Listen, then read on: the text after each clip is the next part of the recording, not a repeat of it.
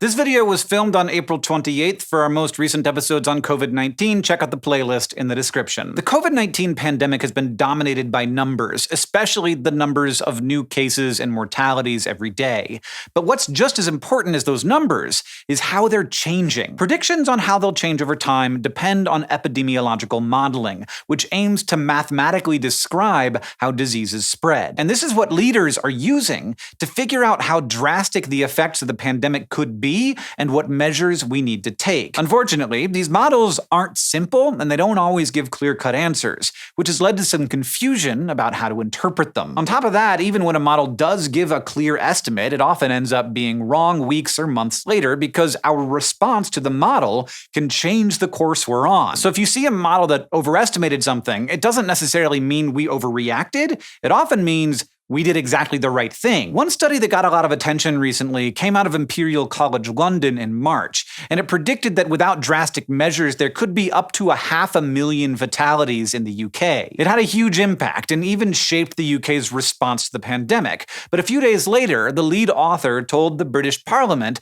that he now only expected 20,000 fatalities. Now, any number bigger than zero is bad news, and honestly, talking about fatalities at all these days can be really difficult since we're still right in the middle of this, and these are real people, so forgive us if we sound a bit clinical here. But as bad as 20,000 deaths is, that's 25 times less than 500,000. That made some people think the model was unreliable or wrong, but in reality, both numbers came out of the same model. It's just that the 500,000 figure was if things continued as they were, while the 20,000 figure factored in the effects of new protective measures, and the predictions reflected that. In fact, those circumstances and the predictions are still changing, because models are constantly being updated to reflect new information. So to quote the statistician George E.P. Box, all models are wrong, but some are useful, and that's because of how they're designed. The simplest epidemiological models have three groups of people: the susceptible, who haven't caught the disease at all, the infected, who have it, and the removed, who already had it and either recovered or didn't survive. For that last group, the model assumes that once someone has stopped being infected, they can't catch the virus again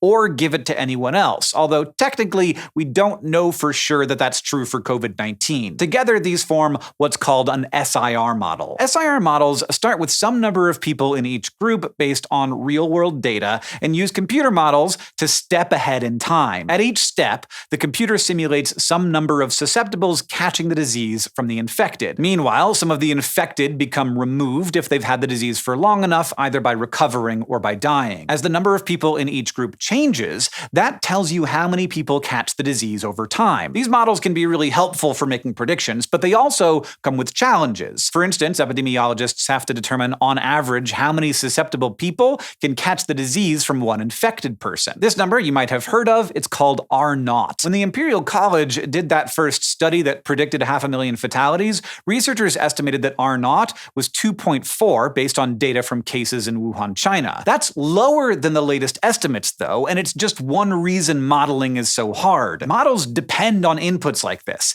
and those numbers aren't perfectly known. Even where scientists have data, that data more often looks like a range of possible answers instead of one precise value. And since the numbers that go into the model are uncertain, the predictions are also uncertain, but that doesn't mean they can't be useful. For instance, you can run the model with a few different values and come up with a range of possible outcomes, from best case to worst. But narrowing down values like R0 isn't all there is to it. To make a model that predicts the complexity of the real world, you also have to add even more inputs that take into account things like how different groups interact and how the people in them vary by age and location. So basically, models get messy fast. Over time, as we gather more data, we can compare the actual number of new infections with the predicted numbers to pin down those inputs, and that gives us even better predictions of what's to come, even if they don't agree with the old ones. The models can also take into account our current behavior, like how well we're staying at home and social distancing. That, of course, course, changes are not, since social distancing leads to fewer infections,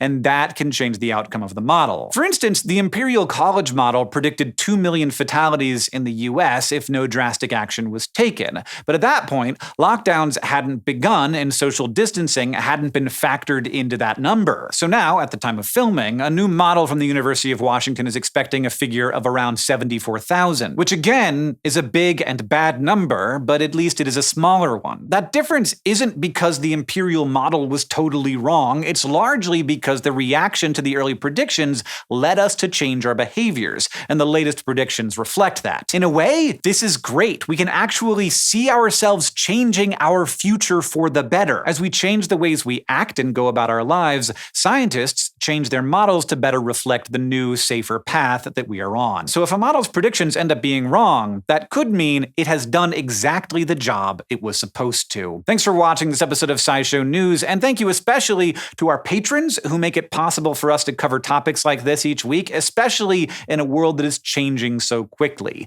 We couldn't do it without your support, and if you're not a patron, but you'd like to support what we do, you can find out more at patreon.com/scishow.